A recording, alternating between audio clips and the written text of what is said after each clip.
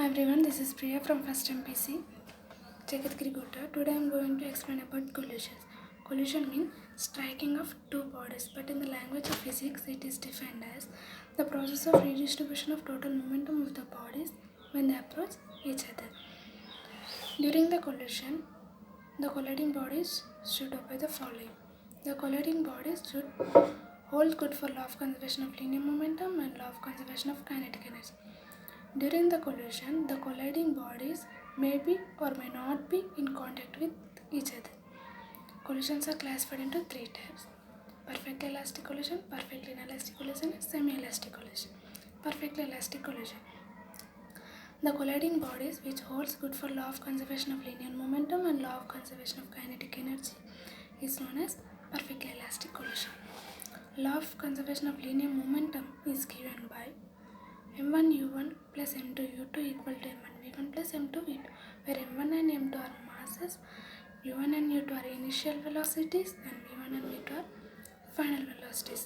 And the kinetic energy is given by half m1 u1 square plus half m2 u2 square equal to half m1 v1 square plus half m2 v2 square.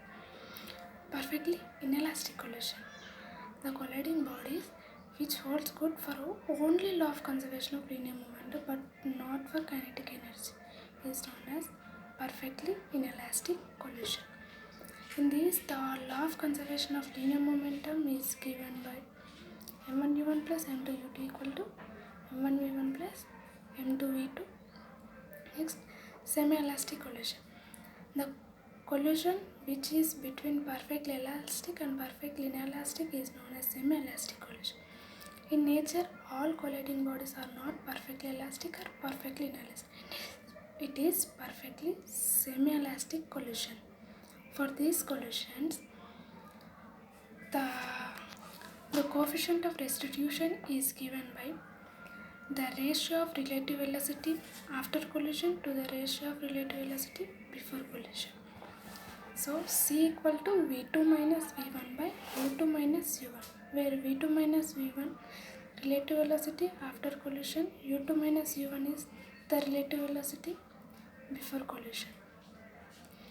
For perfectly elastic collision, we take E equal to 0.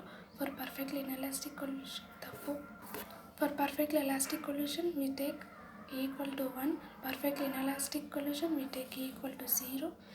Semi-elastic collision, the value of E lies between 0 and 1.